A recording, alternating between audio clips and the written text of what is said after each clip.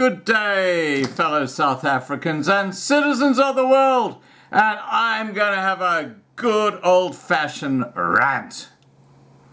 Yep, I'm having a rant. Just get over it. And I'm having a rant at the South African ANC government and its incredibly corrupt and duplicitous judicial system. And if you don't understand what duplicitous is, well, then you've got an IQ below 70, okay? Get over it. Now, what I'm talking about is in one corner, we have a fellow who's upstanding. He's just trying to do the right thing for the minority groups in South Africa, and that's right across the board. No particular color. It's all colors. His name is Ernst Roots. And Ernst has been fighting for basically common sense. But of course, that's kind of lacking up here when you talk about the ANC government. Now, what happened with Ernst Roots, most of you probably know this, but I'm just going to let people know. What happened with Ernst Roots is that the Nelson Mandela Foundation, which is supposedly the Rainbow Nation, which embraced the old flag, which embraced the new South African anthem, which has now been challenged because the Afrikaans part is hate speech. You know how that comes about? Because the Nelson Mandela Foundation took the old South African flag to the court because they said it was hate speech. And some judge, some black African judge, agreed with them and said that you cannot display that flag unless it's in a museum or it's for an artistic or a news report or something like that. You can't even put it up in your house. If you put it up in your bedroom and the police come searching around your house and you got this old South African flag above your bed, you can be had up in the courts of South Africa for hate speech. I'm not joking. I mean, this friggin' flag doesn't talk. It preceded apartheid by decades. The whole thing is a complete charade, but it gets worse. It gets absolutely, completely ridiculous. So after this judgment by the judge, Ernst Roots sends out a tweet with a picture of the old South African flag and asks the question, is this hate speech? And you know what the Nelson Mandela Foundation did? In the bravado, the spirit, the entire feeling of the Rainbow Nation, they immediately took Ernst Roots to court for contempt of court because he displayed the flag in a tweet. Now, why am I so pissed off? Well, let me tell you.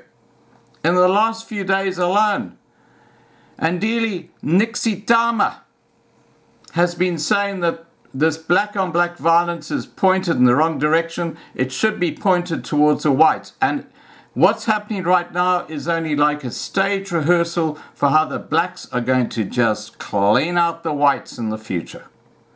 And you know what? That's not hate speech.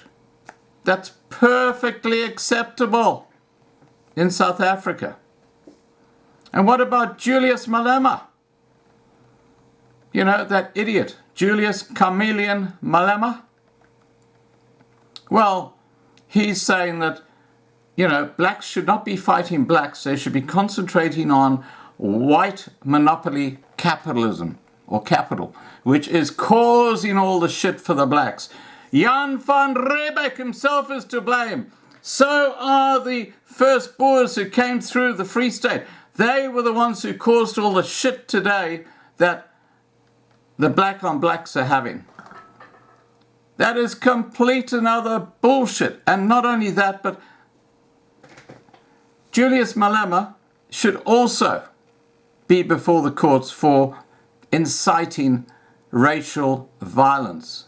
But of course he's not. You know, if you don't have to be a friggin' genius to see the duplicity in this whole thing. You know, here a guy puts a tweet up of a flag and he asks a question. Nothing wrong with that. He's before the courts for contempt of court. And here you've got political leaders who are inflaming the situation and saying, hey, local South African blacks, don't go and target the Nigerians. Don't go and have a go at the Zimbabweans. Forget the Zambians. Hey, guess what? We got a much bigger target here. It's called the white population. That's what he's actually saying in his speeches. And you know what? That is inciting violence. And no one is doing nothing about it. This is absolutely ridiculous. This is the modern South Africa, which is about as equitable as North Korea. Yeah. In fact, I think North Korea could learn a few things from the way the ANC government operate. You know, they are just so corrupt. They are just so inept. They are just a complete joke and an embarrassment for Africa.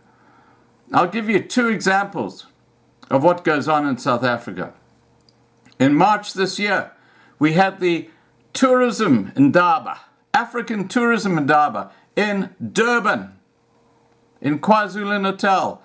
And a few days before the Indaba started, and there was all this sweet talking on the tourism website, the South African tourism website, oh, it's going to be so wonderful, wonderful, wonderful.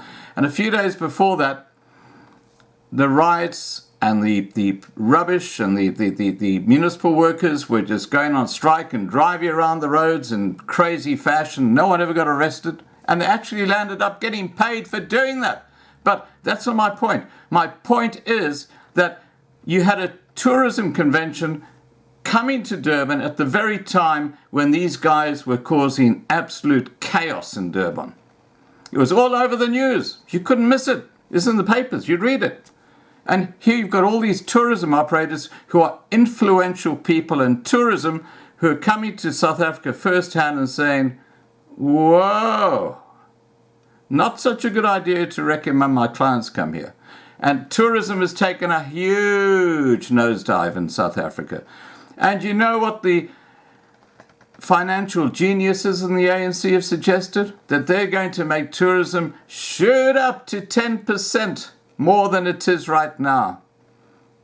I mean, you know, you've got to go beyond extreme sports to want to come to South Africa when you think of what the situation is right now.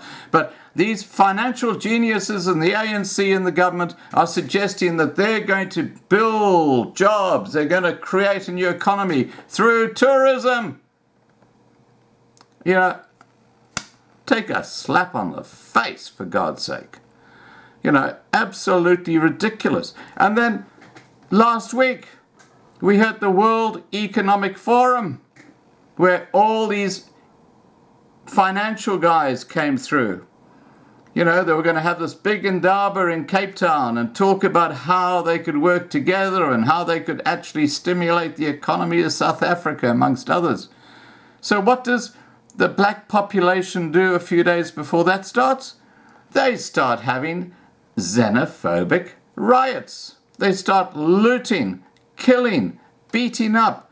They start violence. They just go absolutely ape all over the place in South Africa at the very time the World Economic Forum is happening in South Africa. So guess what happens?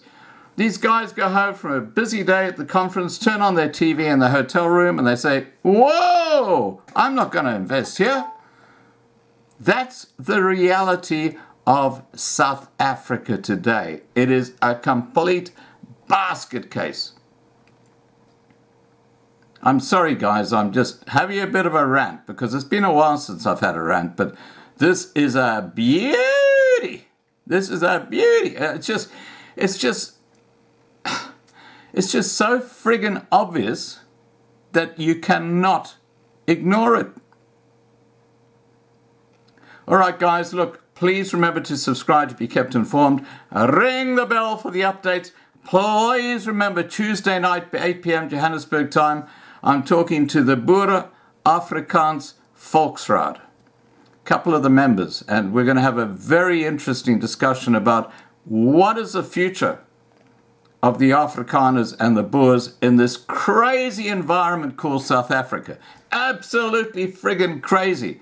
You know, it's like you've got the kindergarten kids running the kindergarten and the adults in the room, you know, being told what to do. That's how I see it in South Africa right now. I really do. I mean, I can't see it any other way. I'm sorry, guys. That's how I see it. And it's self-evident. And not only are the kindergarten kids running the place, but they are so corrupt, so conniving, so devious. They're on the take. And you take people like Cyril Ramaphosa, who's made billions of rands through this new rainbow nation, where any business has to have a major shareholder who has to be a certain skin color. And of course, the better connected you are, the more opportunities you get, which Ramaphosa snaps up like this. And I had a video that went up earlier today which demonstrates this, absolutely demonstrates this. But of course, if you're John Ndlovu in one of the townships in Durban, forget it.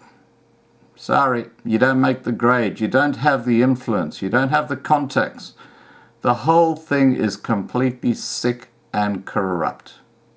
All right, guys, I had my rant. Please remember to subscribe. Please remember to ring the bell for the updates. Please like this video. And above all, have a safe day. Bye for now.